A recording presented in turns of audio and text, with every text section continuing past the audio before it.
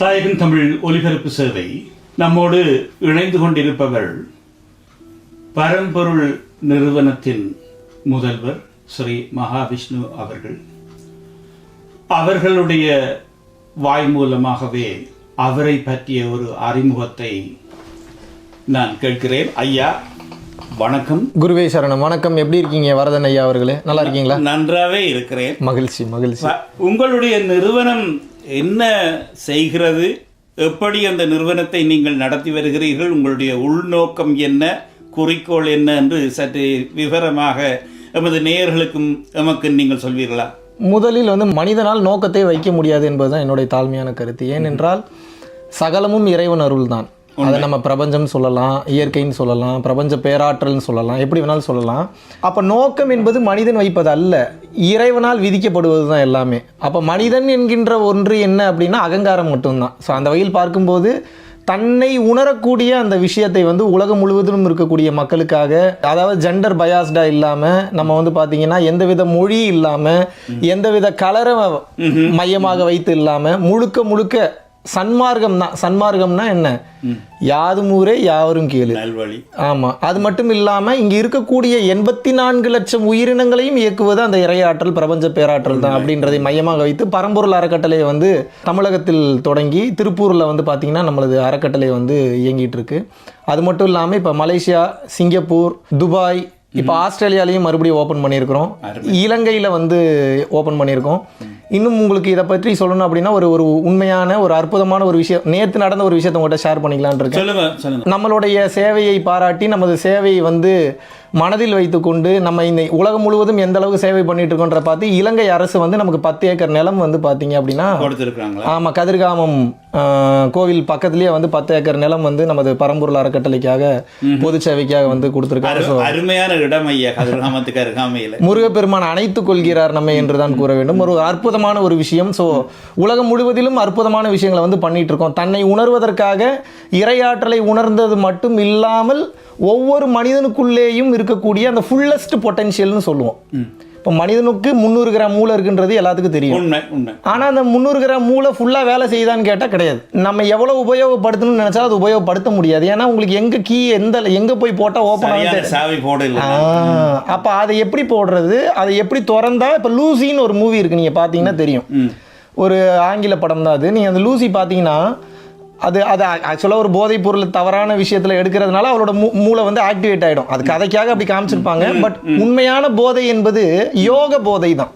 அது என்னங்க யோக போதை? ஆங்காரம் உள்ளடக்கி ஐம்புலனை சுட்டறுத்து தூங்காமல் தூங்கி சுகம் பெறுவது எக்காலம் பத்ரகிரியார் சொல்றார். தூங்காமல் தூங்கி சுகம் பெறுவதுன்ற வார்த்தையை உபயோகப்படுத்துறார்.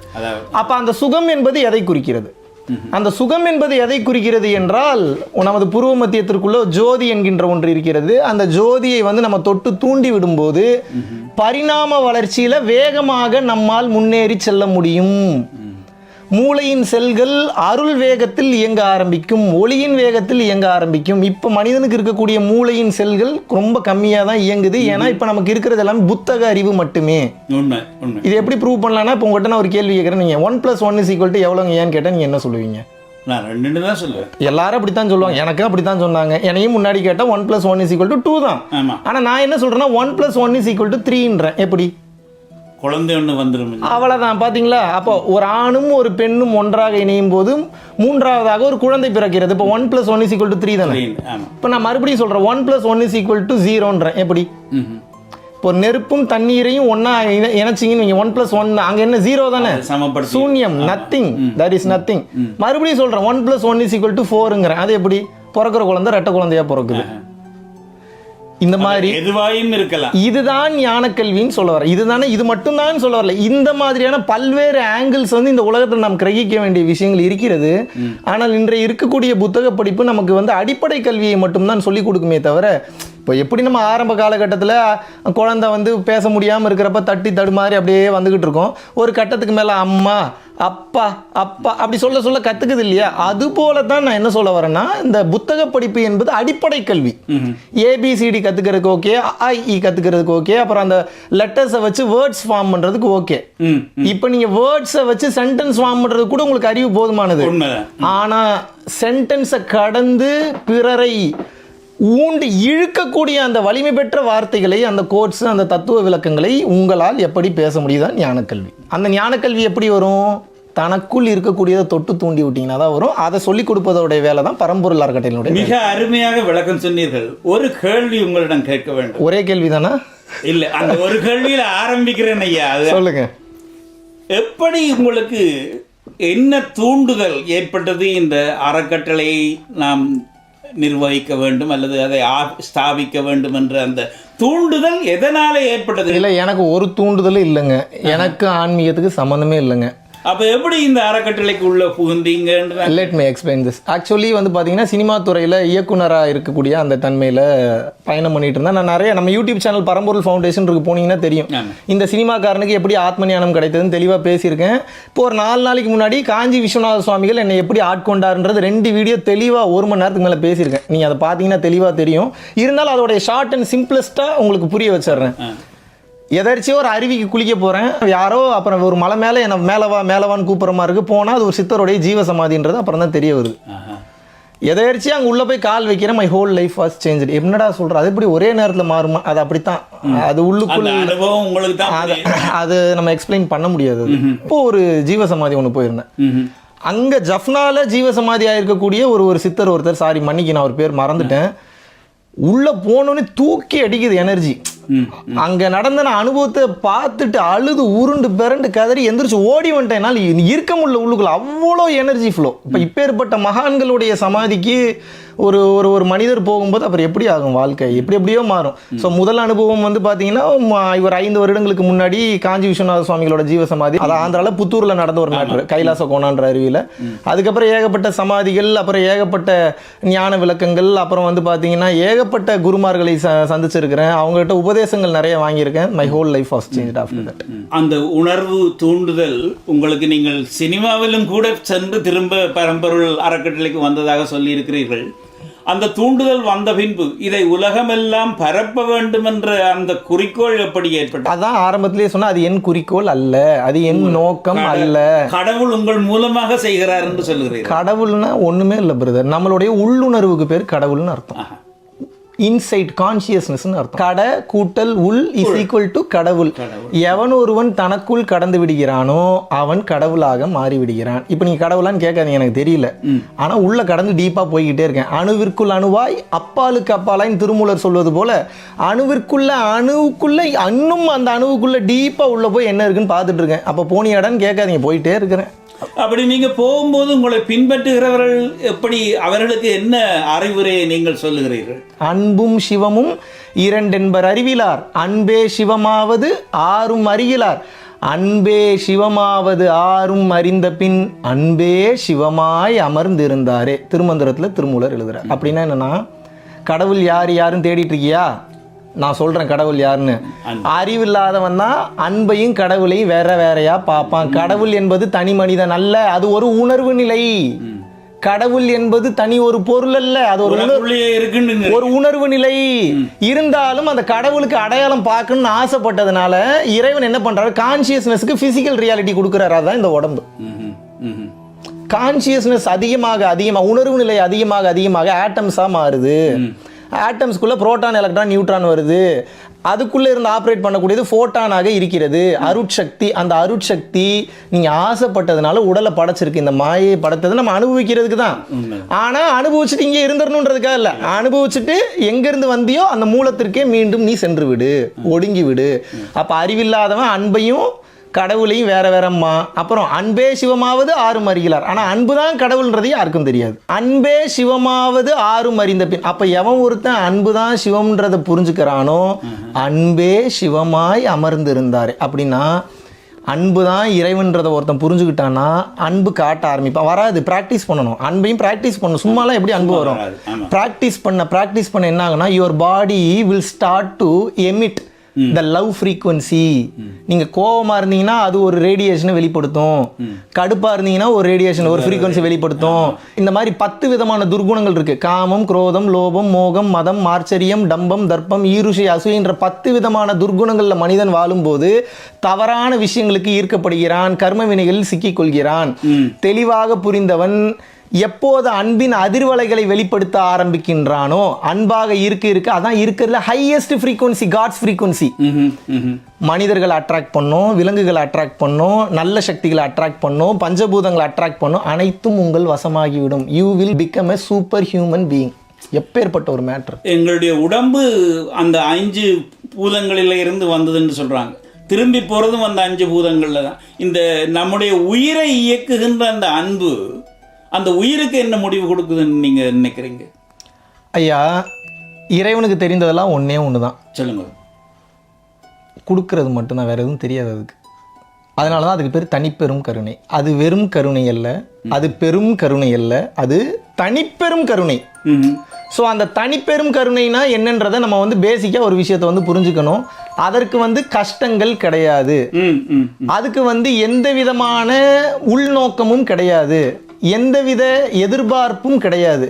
அதற்கு கொடுக்க மட்டுமே தெரியும், அது கொடுத்து கொண்டு மட்டுமே இருக்கும். அப்போ என்ன அப்படின்னா, உள்ளுக்குள் இருக்கக்கூடிய அந்த உயிரை தச வாயுக்கள் என்பது இயக்குகிறது. இதெல்லாம் அந்த காலத்தில் ரொம்ப சீக்கிரட்டாக வச்சுருந்தாங்க. இனி என்னத்தை போகிற போக்க பார்த்தா உலகம் இருக்குமானே தெரில. தெரிஞ்சுக்கிட்ட எல்லாருமே பிராணன், அபானன், வியானன், உதானன், சமானன், நாகன், கூர்மன், கிருகரன், தேவதத்தன், தனஞ்சயன்.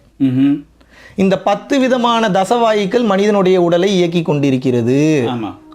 இப்போ நீங்கள் உங்களுக்கு ஒரு எண்ணம், அடுத்த உங்களுக்கு என்ன எண்ணம் வரும்ன்றது உங்களுக்கு தெரியுமா? தெரியாது. அது தானாக வருது. எப்படி வருது? எங்கேருந்து வருது? காற்றை மையமாக வைத்து தான் வருகிறது. ஒவ்வொரு டைமும் நீங்கள் மூச்சை உள்ளிழுக்கும் போது பஞ்சபூதங்களை கடந்து நவக்கிரகங்கள், நீ இதைத்தான் யோசிக்கணும்னு உங்களை யோசிக்க வைக்கிது. உங்களது யோசனை உங்கள் யோசனை அல்ல. You are not a doer. அதைத்தானே நாம விதின்னு சொல்றோம் இல்லையா? அது விதி அல்ல, நீங்கள் செய்த செயல்களினுடைய விளைவு. இப்போ உங்களுக்கு ஒரு டவுட் வரலாம், என்னடா குழப்புற, எல்லாமே அதுதான் பண்ணுதுங்கிற, அப்புறம் என்னுடைய செயலினுடைய விளைவுங்கிற. இப்போ நான் பண்றேன்னா அது பண்ணுதா? 100% நீங்க பண்ணலை. இதை மட்டும் புரிஞ்சுக்கணும். அப்போ எப்படி சில விஷயங்கள்ல சிலரை நல்லது செய்ய பண்ணுது, சிலரை தீமை செய்ய பண்ணுது? இந்த உலகத்துல தீமைன்ற ஒண்ணு இல்லைங்கய்யா. நமக்கு அறிவு பத்தலன்னா மற்ற உயிர்களுக்கு கேடு நினைக்கிறது தீமை. திருவிளையாடலுங்கய்யா, இது எல்லாமே திருவிளையாடல். உங்களுக்கு புரியாது. இப்போ நான் ஒரு கான்சியஸ்னஸ்ல நான் இருந்துட்டு நான் இப்போ பேசுறேன் இல்லையா, இந்த கான்சியஸ்னஸே கம்ப்ளீட்னு சொல்ல முடியாது. ஆனால் எனக்கு தெரியும் எதுவுமே தவறாக நடக்கலைன்னு. இது உங்களுக்கு இப்போ புரியாது. நான் என்ன சொல்கிறேன்னா, முதல்ல அடிப்படை தன்மையில் நீங்கள் வாங்க, மெடிடேஷன் பண்ணுங்கள், அன்புல இருங்க, ஜீவகாருண்யத்தில் இருங்க, அன்னதானம் பண்ணுங்கள். நிறைய பேசியிருக்கேன், 1700 வீடியோஸ்க்கு மேலே நிறைய பேசிட்டேன் யூடியூப்பில். ஏகப்பட்ட மேட்ரு எல்லாத்தையுமே சொல்லிட்டேன், எல்லா ரகசியங்களையும் நான் சொல்லிட்டேன். எல்லாமே ஒன்றே ஒன்று தான். என்னென்னா, டவுட் வருது. நம்ம தான் ஒரு வேலை பண்ணுறோமா, அந்த டவுட்டு வரக்கூடாதுங்கிறேன். நீங்கள் அங்கே தான் ட்ராப் ஆகுறீங்க. எப்போ நீங்கள் கர்மாவை சேர்க்குறீங்கன்னா, நான் செய்கிறேன் என்ற போது கர்மாவை சேர்க்குறீங்க. நான் செய்யலைன்றது ஸ்ட்ராங்காக நிற்கணும். நீங்கள் ஒவ்வொரு டைமும் வாய் சில நேரத்தில் சொல்லுவாங்க, எனக்கு என்னங்க தெரியும், அது அப்படி இல்லை. வாய் சொல்லிட்டு மனசு ஆமாம்மா நான் தான் பண்ணேன் அப்படின்னு சொல்ல, அப்படின்னு சொல்லக்கூடாது. நடப்பதெல்லாம் நான் செய்வதல்ல, ஏதோ ஒரு. ஆமாம் ப்ரோ, நீங்கள் பாருங்க, இருள் சேர் இரு வினையும் சேரான்றாரு திருவள்ளுவர். இருள் சேர் இரு வினையும் சேரா. எப்போ இறைவன் பொருள் சேர் புகழ் புரிந்தார் மாட்டு. பிரபஞ்ச ரகசியத்தை ஒரே திருக்குறள் அடக்க முடியுமா? மனுஷன் அடக்கிட்டாப்ல. சம்சார பந்தம்னா கல்யாணம் கிடையாது. மீண்டும் நீ இங்கே வந்து பிறக்க மாட்டாய். எப்ப பிறக்க மாட்டாய்? நல்வினை தீவினை என்ற பாருங்க, ரெண்டுமே இருக்கக்கூடாதுங்கிறார். ஏன்னா நல்வினை இருந்தாலும் நீ அதை அனுபவிக்கிறதுக்காக பிறக்கணும், தீவினை இருந்தாலும் அதை அனுபவிக்கிறதுக்காக நீ பிறக்கணும். ஜீரோ பண்ணிருங்கிறார். அப்ப எப்படி ஜீரோ பண்றது? செய்யற செயல்களை எல்லாம் தைரியமா தர்மத்தின் பாதையில் பிற உயிர்களின் நலனுக்காக செய்து அதனுடைய கிரெடிட்ஸை இறைவனுக்கு அர்ப்பணித்து விடு. எனக்கு இல்லை, அது ஆண்டவனுடைய சித்தம் என்று விட்டுரு. அதுதான் உண்மை. நீங்க அதை ஏத்துக்குங்கன்ற. நான் ஒரு சாதாரண மனுஷனா கேட்கிறேன். இப்ப நான் செய்யற நல்வினையோ தீவினையோ அவன் செய்யறான், அவனுடைய வழிபடி நடக்கிறதுன்னு விட்டுட்டு என்ன முடிஞ்சு வந்த வேலை முடிஞ்சு. அந்த பாவ புண்ணிய கணக்கு உங்களை சேர. இதான் சர்வம் கிருஷ்ணார்ப்பணம், சர்வம் சிவார்ப்பணம், சர்வம் இயேசுவுக்கு அர்ப்பணம். நீ பேர் என்ன வேணாலும் வச்சுக்கங்க, எனக்கு பிரச்சனையே இல்லை. இயேசுன்னு கூப்பிட்டுக்குங்க, அல்லான்னு கூப்பிட்டுக்குங்க, அகத்தியர்னு வச்சுக்கோங்க, சிவன்னு வச்சுக்கோங்க, அந்த மகாவிஷ்ணு வேணாம், பெருமாள்னு போயிடும். நீங்க பெருமாள்னு வச்சுக்கோங்க, முருகப்பெருமான்னு வச்சுக்கோங்க. அதுக்கெல்லாம் கோவப்படாது. அது எப்போ கோவப்படும்னா, ஓ உனக்கு சொந்தமில்லாத ப்ராப்பர்ட்டி உண்ணுதுன்னு வேற சொல்லிட்டு இருக்கிற, சரி அனுபவி வச்சுக்கன்னு சொல்லி வச்சு செய்யும்.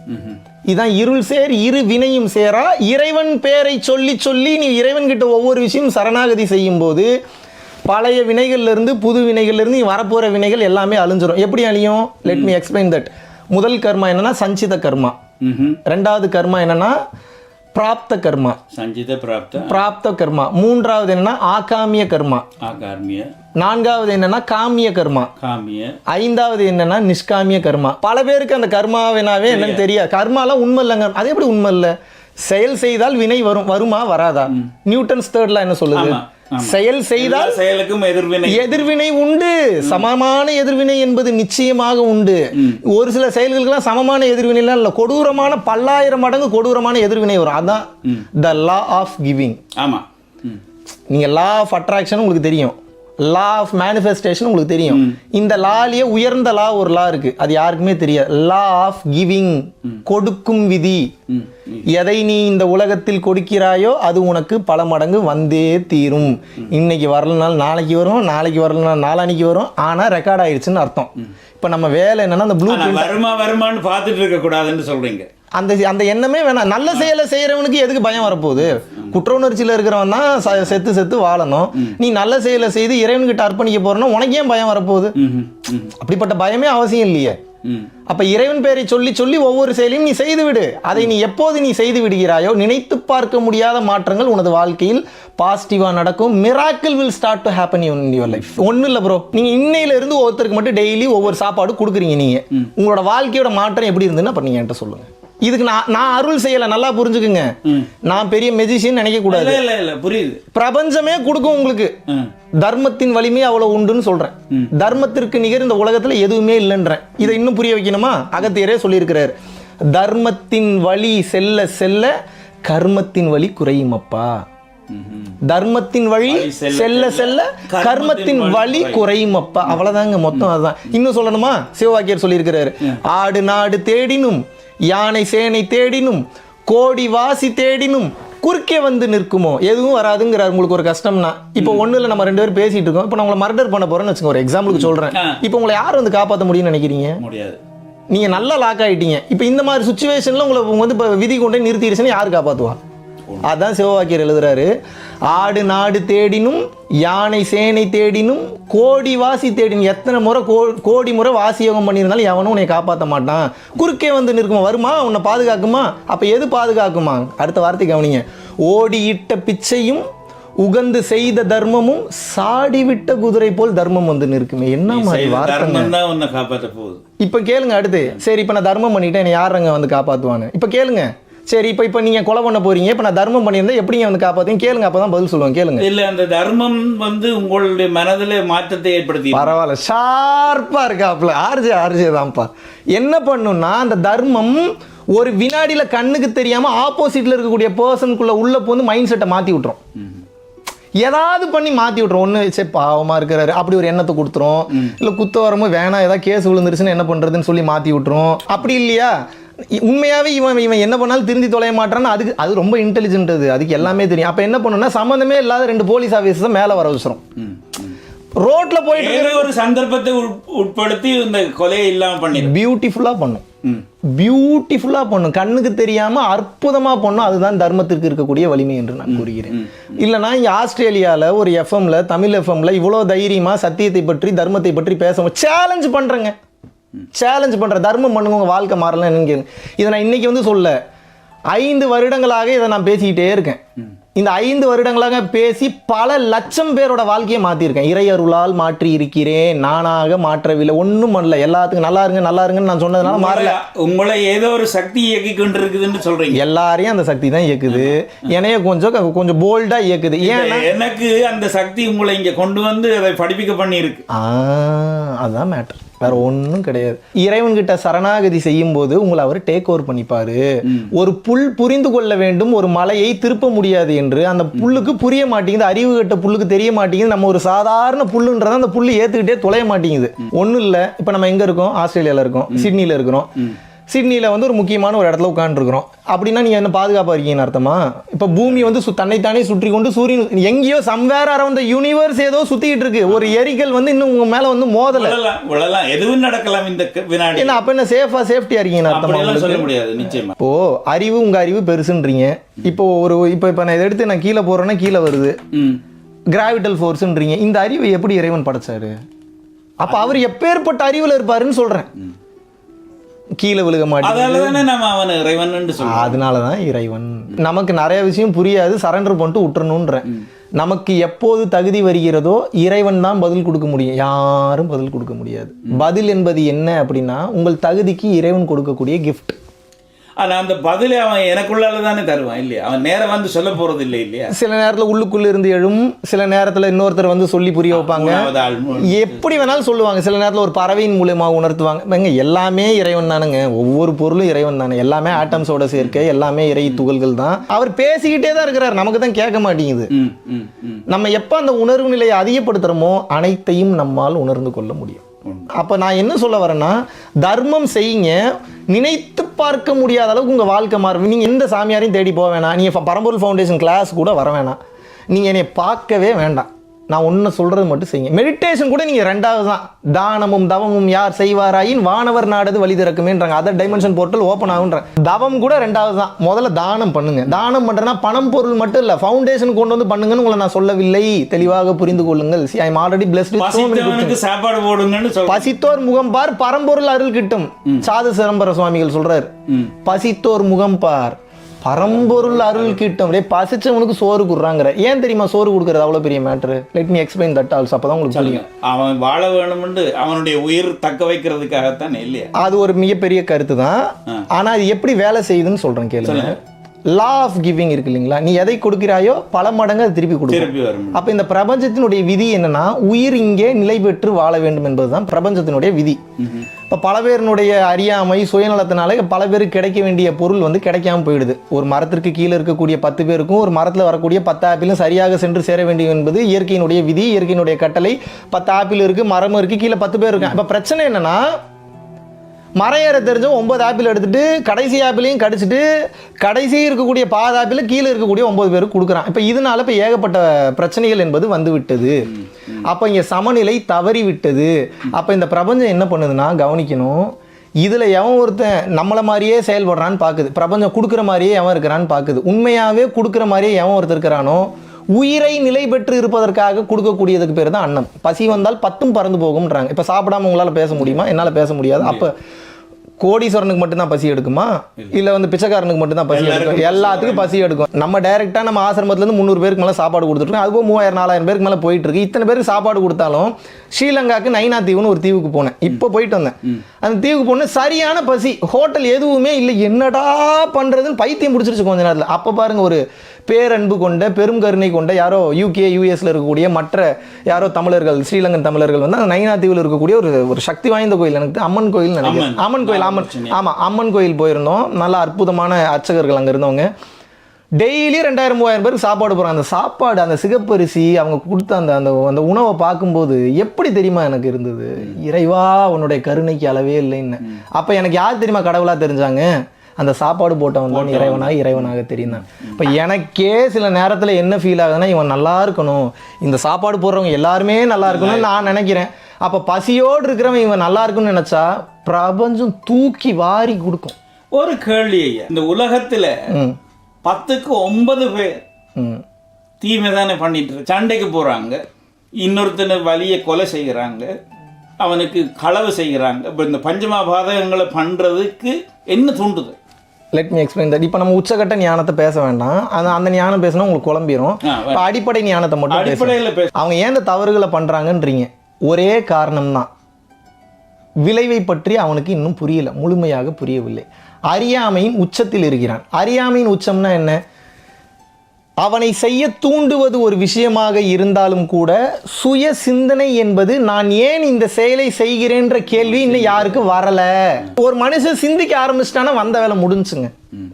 நான் ஏன் இதை செய்கிறேன் இந்த கேள்வி தான் ஒருத்தன் கேட்கணும். இப்போ நீங்கள் கேட்கணும், நான் ஏன் இந்த கம்பெனியில் வேலை பார்க்குறேன். நீங்கள் இப்போ வேலை பாருங்கள், உங்களை நான் தவறு சொல்லலை, நல்லா வேலை பாருங்கள், உங்கள் மனைவி குழந்தைகளை நல்லா பார்த்துக்குங்க, எல்லாரையும் ஹாப்பியாக வச்சுங்க, நான் அதை தவறு சொல்லலை. நான் ஏன் இதையே பண்ணிகிட்டு இருக்கேன்ற கேள்வி ஒருத்தனுக்கு வரணும். இது வந்துச்சுன்னா முடிஞ்சு. ஏன்னா இந்த சிந்தனை எப்போ வருதோ அவன் இறைவனர்களை பெற்றுட்டான்னு அர்த்தம். டெய்லியும் காலைல எழுந்திரிக்கிறோம், சாப்பிட்றோம், ஊராக சுற்றுறோம், சாயந்தரம் இதை பண்ணுறோம், அப்புறம் போய் படுக்கிறோம், அப்புறம் கல்யாணம் பண்ணவங்களோட ஜாலியாக ஊர் சுற்றுறோம், அப்புறம் குழந்தை குட்டியில் இன்னும் இதுக்கு தான் ஒருத்தன் பிறந்திருக்கான. இந்த கேள்வி எனக்கு வந்து 6 வருஷத்துக்கு முன்னாடி. அந்த கேள்வி வந்ததுக்கப்புறம் தான் எனக்கு எல்லாமே கிடச்சிது. அந்த சிந்தனை வர வேண்டும், இன்னும் இதுக்கு தான் பிறக்கிறோமா, காலைல எழுந்திரிக்கிறோம், சாப்பிட்றோம், ஊர் சுற்றுறோம், அந்த சிந்தனை வந்துச்சுன்னா எல்லாமே மாறிடுங்க.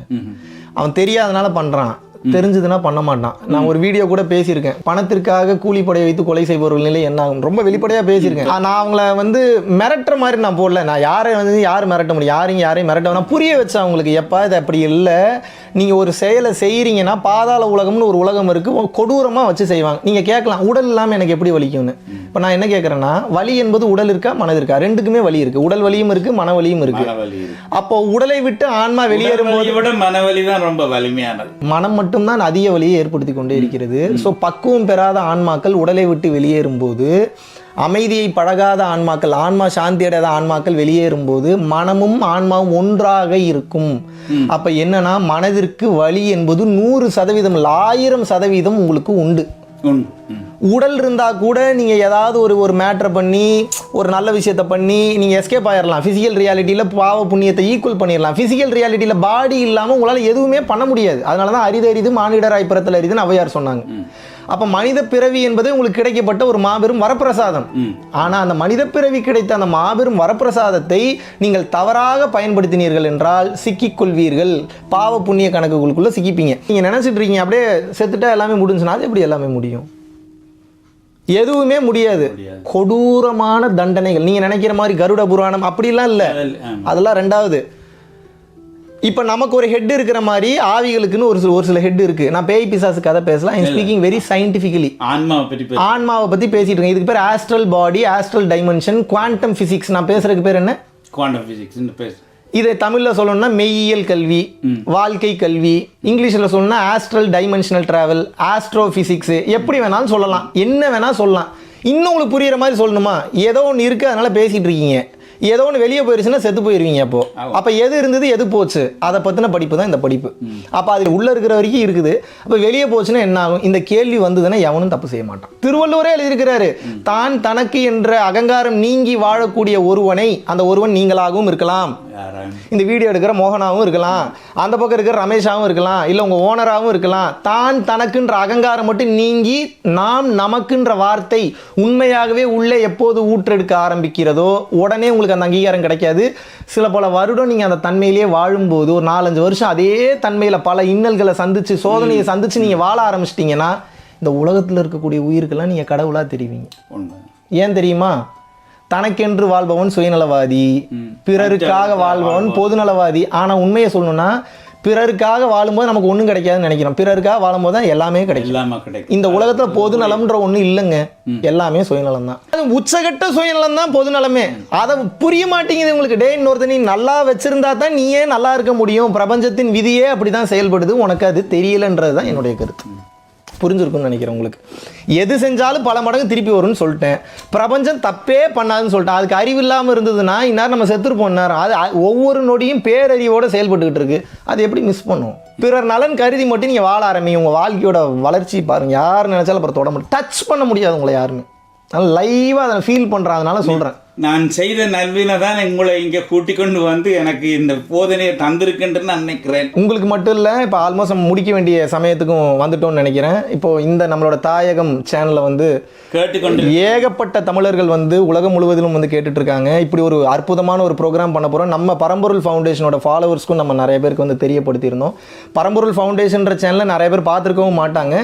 இது ப்ரமோஷன் பண்ணுற மாதிரி நினைக்க வேண்டாம். அது கொடுப்பனவு இருந்தால் உங்களுக்கு புரிஞ்சிருச்சுன்னு நினைக்கிறேன். அதுக்காக தான் அதை தெரியப்படுத்துகிறேன். இல்லை என் சேனல் பிடிக்கலையா, நீ என் சேனல் கூட பார்க்காதீங்க. யாராவது உண்மையாக பேசினா பாருங்கள். ஆனால் ஒவ்வொரு மனிதருக்கும் இந்த ஆன்மீக அறிவு என்பது மிகவும் அவசியம். பாவ புண்ணியத்தை பேசாத, மறுபிறவியை பேசாத, அப்புறம் எதை பற்றி தான் பேசுறது? எந்த கண்ட்ரோல் இல்லைன்னா ஏகப்பட்ட தவறுகளும் ஒரு மனிதன் செய்யத்தான் செய்வான். ஞானத்துக்கு இங்கே எதுவும் தப்பு இல்லை தான். ஆனால் அதுக்காக எதுவுமே தப்பு இல்லைன்றக்காக நம்ம லிமிட் தாண்டி போயிட்டோம்னா ஜெயிலுக்கு போயிடும் உள்ளுக்குள்ள.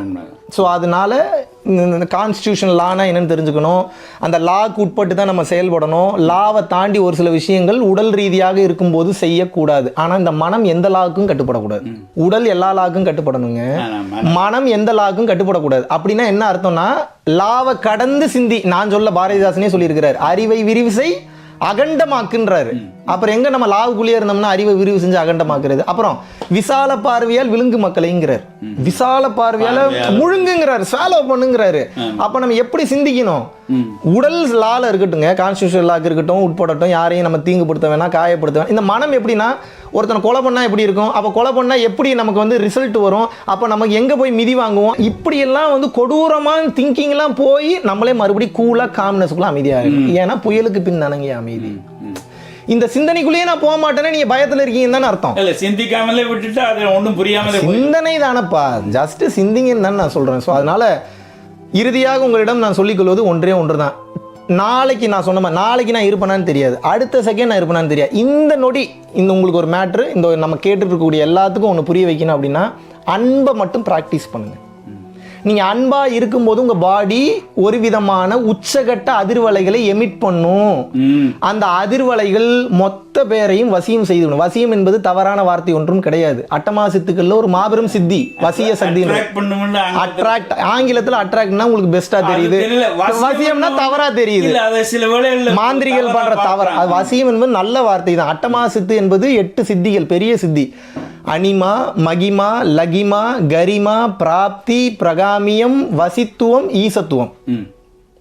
இதில் இந்த வசித்துவம்ன்றதும் ஈசத்துவம் என்பதும் வார்த்தைகளால் வர்ணிக்கவே முடியாது. எந்த சித்தி எப்போ யாருக்கு வரும்னு தெரியாது. அன்பாக இருந்தீங்கன்னா 8 சித்தியும் வரும். 8 சித்திகளையும் கடந்து ஞான சித்தியும் வரும். ஞான சித்தியும் கடந்து எண்ணில் அடங்காத சித்திகளும் வரும். வள்ளலார் தெளிவாக சொல்கிறார். என்ன சொல்கிறாருன்னா, முதலில் காய சித்தி, அப்புறம் யோக சித்தி, அப்புறம் ஞான சித்தி, அப்புறம் சர்வ சித்தி சொல்றார். காய சித்தி, காரிய சித்தி, யோக சித்தி, ஞான சித்தி, சர்வ சித்தினா என்ன? திருமூலர் ஒரு பாடல்ல 68 கோடி சித்துக்களை தான் நான் அடைந்தேன் அப்படிங்கிறார். அப்புறம் அவர் அடைஞ்சாரா இல்லையான்றது தெரியல. அப்புறம் அவர் எழுதல. வள்ளலார் என்ன சொல்றாரு, அந்த சித்துக்களையும் கடந்த சித்துக்கள் உனக்கு கிடைக்கும். எப்போ ஆன்ம உருக்கத்தில் இரு, பிற உயிர்கள் மேல் நீ அன்பு காட்டு, you will become a super human பீயிங்ன்றாங்க. இயேசு பிரான் எப்பேற்பட்ட ஒரு மகான் தெரியுமா? எனக்கு எவ்வளவு பிடிக்கும் தெரியுமா அவருக்கு அப்பேற்பட்ட சித்துக்கள் தொட்டோனே எப்படி அத்தனை நோய்கள் குணமாச்சு? அன்புங்க. அன்பாக இருக்க இருக்கனாதங்க அவர் லார்ட் ஜீசஸ் ஆனார். I love Jesus a lot. எனக்கு இயேசுநாதரை அவ்வளவு பிடிக்கும். பல பேர் கேட்பாங்க கிறிஸ்டியானிட்டி எப்படி. நான் என்ன சொல்றேன்னா, சம்பந்தமே இல்லைங்க. Christianity is a vehicle, Jesus is the destination. வெஹிக்கிளில் நம்ம டெஸ்டினேஷனுக்கு போனோம். பல பேர் வெஹிக்கிள்லேயே உட்காந்துக்கிறீங்க. எப்போ நம்ம டெஸ்டினேஷனுக்கு போகிறது? ஸோ ஜீசஸும் ஒரு வார்த்தை மிக தெளிவாக சூப்பராக சொல்கிறார். என்னன்னா, எல்லாரையும் நேசிடா. இன்னும் பைபிள் வசனம் சொல்லட்டுமா, நீ வற்றாத நீரூற்றை போலவும் நீர்ப்பாய்ச்சலான தோட்டத்தை போலவும் இருப்பாயின்றாங்க. இன்னும் வார்த்தை சொல்லணுமா, இன்னும் அற்புதமாக பைபிள் எழுதியிருக்காங்க. ஏனெனில் தேவனே தம்முள்ள தயவுள்ள சித்தத்தின்படி உங்களில் விருப்பத்தையும் செய்கையையும் உண்டாக்குகிறவராய் இருக்கிறார். அப்படின்னா என்னங்க? ஏனெனில் தேவனே தம்முள்ள, தேவனேன்றப்ப அவர் கன்ஃபார்ம் பண்ணிட்டார், அது நான் இல்லை, அது அவர் தான்றார். ஏனெனில் தேவனே தம்முள்ள தயவுள்ள சித்தத்தின்படி எல்லாமே அவர் தான் பண்றாருங்கிறாரு. உங்களில் விருப்பத்தையும் செய்கையையும், அப்ப அந்த எண்ணத்தையும் அந்த ஆக்ஷனையும், தாட்ஸ் அண்ட் ஆக்ஷன், விருப்பத்தையும் எண்ணத்தையும் செய்கையும் உண்டாக்குகிறவராய் இருக்கிறார். அப்படின்னா என்ன? You are not a doer. இதை புரிஞ்சுக்குங்க, அவ்வளவுதாங்க. சிதானந்த ரூபா சிவோகம் சிவோகம். இதைத்தான் வந்து ஆதிசங்கரர் சொன்னாரு. நான் புண்ணியம் நான் பாவம்ங்கிறாரு. வள்ளலார் அதைத்தான் சொல்றாரு. சிவானந்த பரமஹம்சர் எல்லாரும் ஒன்னதான் சொல்றாங்க. என்ன? அன்பாயிரு, உன்னை யாரும் தொட முடியாதுன்னு இறைவனா மாறிடும். அவ்வளவுதாங்க மேட்ரு. இதை மட்டும் அவ்வளவுதான், முடிஞ்சு வந்த மேட்டர் முடிஞ்சு. அன்பை மட்டும் கத்துக்கிட்டோம்னா வந்த சுருக்கமா சொல்லிட்டீங்க. அன்புதான், அன்புதான், அன்பு மட்டும்தான், அன்பு மட்டும்தான் நம்மை உயர்த்தும், வேற எதுவுமே நம்மளை உயர்த்தாது. புரிஞ்சதில்ல உங்களுக்கு? இது ஒரு கடவுள் சித்தம்னு நான் சொல்லுவேன். அதாவது கடவுள் என்று ஒருவர் இருக்கிறாரோ இல்லையோ, எனக்கு இந்த அறிவு கிடைக்க வேண்டும் என்றும் எங்களோட நேயர்களுக்கு இந்த அறிவு கிடைக்க வேண்டும் என்றும் ஒரு சித்தம் இருந்திருக்கிறது. அதான் நீங்க இன்னைக்கு வந்திருக்கிறீங்க. குருகடாட்சம். கூடிய விரைவில் மீண்டும் ஒரு அற்புதமான வாய்ப்பில் உங்கள் அனைவரையும் வந்து சந்திக்கிறேன். இவ்வளவு நேரம் அற்புதமாக அருமையாக இந்த கிட்டத்தட்ட சத்சங்கம் மாதிரி தானே, சத்தியத்தை பற்றி பேசக்கூடிய இடம் சத்சங்கம். ஆல்மோஸ்ட் சத்சங்கம் தான் நினைக்கிறேன். சத்சங்கம், சத்தியத்தை பற்றி இந்த சத்சங்கத்தை கேட்டுக்கொண்டிருந்த ஸ்ரீலங்கன் வாழ் தமிழர்களுக்கும் சரி, ஸ்ரீலங்கா தமிழர்கள் நிறைய பேர் இங்கே இருக்கீங்க, இந்த தமிழர்களுக்கும், ஆஸ்திரேலியன் தமிழர்களுக்கும் சரி, இந்தியாவில் இருக்கக்கூடிய தமிழர்கள் நிறைய பேர் இருக்கீங்க, உங்களுக்கும் சரி, எல்லா தமிழர்களுக்கும் இந்த நேரத்திலே நன்றி. எல்லாம் யாதும் ஊரே யாவரும் கேளு. I love every one. எல்லாரையும் நேசிக்கிறேன். கூடிய விரைவில் ஆஸ்திரேலியாவில் வந்து பார்த்தீங்க அப்படின்னா நம்ம வந்து ஆங்கிலத்திலையும் நிறைய வகுப்புகள் வந்து நம்ம எடுக்க போகிறோம். அதாவது செல்ஃப் ரியலைசேஷன் கிளாஸ் நிறைய எடுக்க போகிறோம். உங்களுக்கு ஒரு பியூட்டிஃபுல்லான இன்னொரு விஷயத்தையும் சொல்லி முடிக்கலாம் என்று நினைக்கிறேன். மெல்பர்னில் வந்து பார்த்தீங்கன்னா, கிரான்பர்னில், நிறைய வாரனில் வந்து பார்த்தீங்கன்னா நம்ம பரம்பொருள் யோகம் பிரைவேட் லிமிடெட் அப்படின்ற ஒன்று வந்து ஆரம்பிச்சாச்சு, ரெஜிஸ்டரும் பண்ணியாச்சு. 1 ஏக்கர் நிலத்தில் வந்து பார்த்தீங்க அப்படின்னா மிகவும் அற்புதமான ஒரு மெடிடேஷன் சென்டரும் அங்கே வந்து இருக்குது. ஸோ விருப்பப்படுபவர்கள் ஃபியூச்சரில் வந்து மெல்பர்ன் மற்றும் அதை சார்ந்த பகுதியில் இருக்கிறவங்க எவ்வளோ நாளுக்கு ஒன்ஸ் நிறைய வாரங்களில் தாராளமாக வந்து இந்த பயிற்சிகளை இனிஷியேஷன்ஸை தாராளமாக எடுத்துக்கொள்ளலாம். மகிழ்ச்சி. உங்களுடைய அறிவுரைக்கும் உங்களுடைய ஆத்ம உரைக்கும் நீங்கள் இதை செய்ய வேண்டும் என்று ஆண்டவன் உங்களை விரும்பி இருக்கிறான். நீங்கள் எங்களுக்கு சொன்னதுக்கு மிக்க நன்றி. நேயர்கள் சார்பாகவும் வானொலி சார்பாகவும் உங்களுக்கு மிக்க நன்றி ஐயா மகாவிஷ்ணு. நன்றி. நீங்கள் அனைவரும் நீலாயுள், நிறை செல்வம், வான்புகழ், நற்பேறு, நன்னிலம், நன்மக்கள் பெற்று மெய்ஞானம் ஓங்கி அன்பு அதிகரித்து அகந்தை குறைந்து அருட்பெரும் ஜோதியாரின் காட்சி கிடைக்கப்பெற்று இந்த பிறவிலேயே பிறவியில்லா பெருவாழ்வை அடைய வேண்டுகிறேன். குருவின் பரிபூர்ண அருளாசிகள். Praise the Lord. குரு கடாட்சம் நல்லதே நடக்கும். அன்பே சிவா. அன்பே சிவா. அன்பே